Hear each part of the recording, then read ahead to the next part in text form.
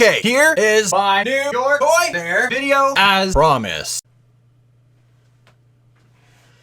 Sorry about the intro. So y'all know that I couldn't make it to New York Toy Fair on account of that stuff being way too expensive for this Canadian boy to hop on a bus or grab the van and just go for a drive to New York City. It's really expensive. So I, like I say every time, like the rest of you, get to enjoy it from the comfort of my computer chair. It means that I get to wear shorts. I mean, I guess I could just wear shorts anyway, but we all know that one guy that just wears shorts all year round, even in the winter. Don't kid yourself.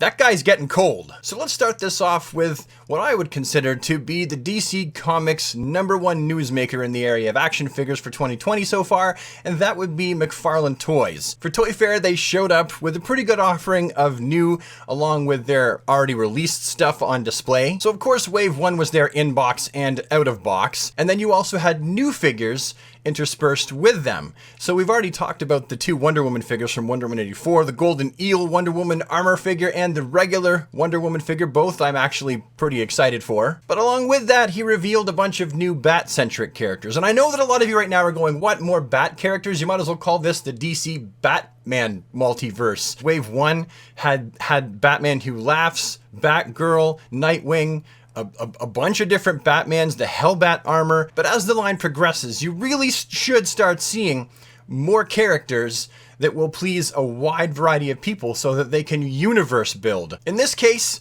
though the reveals are all Bat-centric, they're pretty good. They're ones that I know I'll probably be picking up. We have two Arkham figures, the Joker and the Batman, and a lot of us knew they were coming out because the SKUs started showing up online, and those of us who watch Instagram, obviously we knew this like a month ago, that the Arkham Batman and Joker were coming. They look all right. The head sculpts on both seem a little bit wonky, and I know that a lot of people aren't going to be happy with the articulation. Like, we have single jointed elbows on Batman.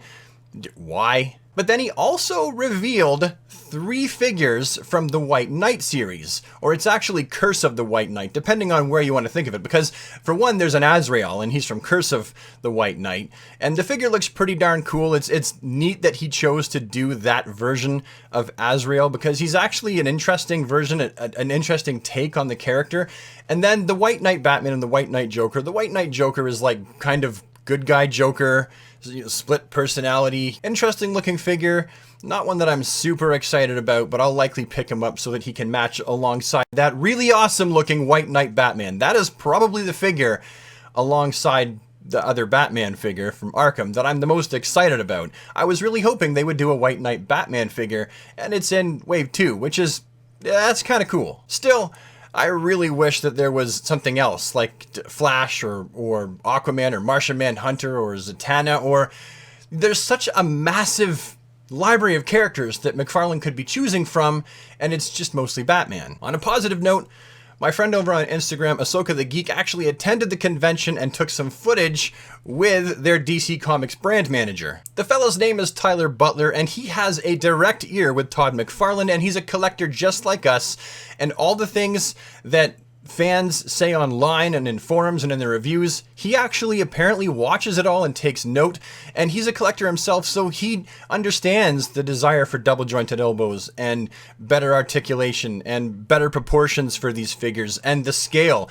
He actually takes note that, say, Batgirl is a little bit too tall compared to how she should be in comparison to Batman and Nightwing and that kind of stuff. So he has Todd's ear, and fear not, there are more characters coming that are not Batman-centric in the future in coming waves, at least if Tyler's to be believed. So chip on over to Ahsoka's channel and check out his video, because it's definitely good news. Now, as for Spin Master, they showed up and they brought a bunch of the stuff that we already knew had been released or will be being released, but on top of that, they also showed us figures that we had not yet seen in the flesh or on the plastic. Characters like Thomas Wayne Batman, Catwoman, a couple different hooded versions of Damian Wayne Robin, as well as the Reverse Flash, some sparkly variants of characters that we already have, like Cyborg and Shazam. Also, there was a Gorilla Grodd, Wonder Woman was there for the first time so that we could see her in person, and Lex Luthor was there carded. For me, when I see that Spin Master stuff, I always get really excited, because that's the stuff that is serving a place in the market that would have been serving me when I was a kid. That stuff is directly aimed towards children. I'm not saying if you're an adult you can't buy it either. I mean, I buy this stuff too, and I'm an adult, but my son, my youngest son, that's the demographic this is aimed towards. He loves this stuff. And they're beautiful, colorful, playful figures that are also comic accurate. I mean, what more could we want? To me, those figures are dripping with imaginative childhood playtime fun. I love them. As for Mafex, they brought out a bunch of stuff that we already knew was coming out. The Batmans, the Shazam, like we pretty much know everything that Mafex is doing in the future as far as DC goes because it's already been revealed. But it was cool to get more images of those figures as well. It just gets, I know me, more pumped and more excited for what's to come in the future. As for Mezco Toys, there was nothing new there that I didn't know was already coming out, but it was nice to see them bring out from their 1/12 collection again, their comic book version of Wonder Woman, Jester Suit Harley Quinn, Mr. Freeze, Two-Face, which was cool to get another look at him. And then let's not leave out the KG Beast, their version of Old Man Bats, and also the '89 Batman, the one that was up for pre-order that I happened to be flat broke that day and didn't have the ability to pre-order it. Drat.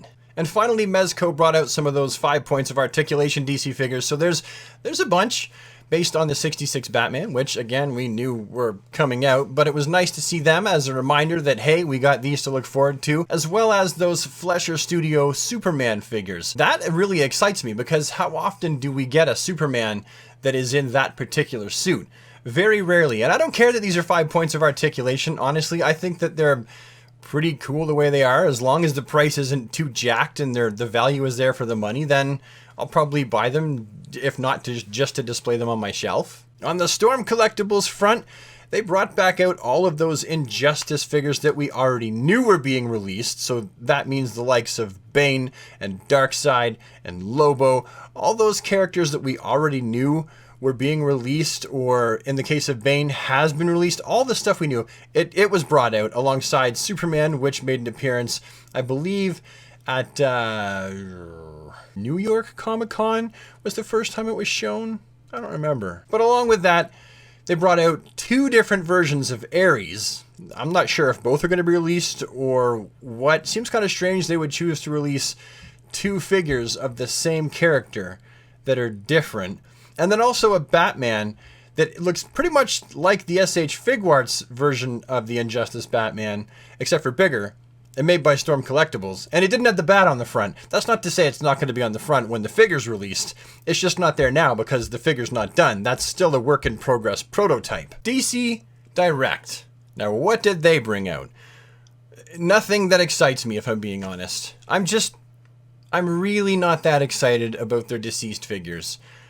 To me, I see their deceased figures and then all the other repaints they're doing as doomsday for the line. I feel like the line is ending and they've just gone to re-releasing existing figures in the multi-pack, which I admit I'll be a sucker for.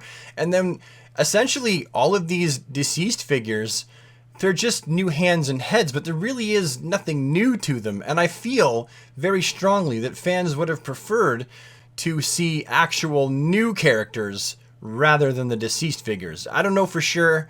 I just really feel like we would have rather seen a brand new Green Arrow, Zatanna, Martian Manhunter, rather than just basically repaints. Anyhow, Super Friends, that's the stuff that caught my eye from this year's Toy Fair. 2020 was a year of not very many new reveals. However, it was nice to see that DC Comics has such a strong presence at Toy Fair, because there have been years when they haven't had really all that much to say. Anyhow, Super Friend, like all bad videos, this one must come to an end also, so thank you so much for taking the time to watch it. Remember, if you want to support the channel, because I don't have a Patreon, then feel free to check down my Teespring below. I've got that t-shirt shop there, and I've also got a hoodie, a DCUGeek and Proud hoodie. It's probably my favorite item in the shop because it doesn't actually connect you to this channel. You can wear that if you're just a DC fan, a DC Universe geek, and Proud. I don't know, I thought it was a good idea, but I gotta go. I'll see you the next one. Have a DC day, everybody, and take care.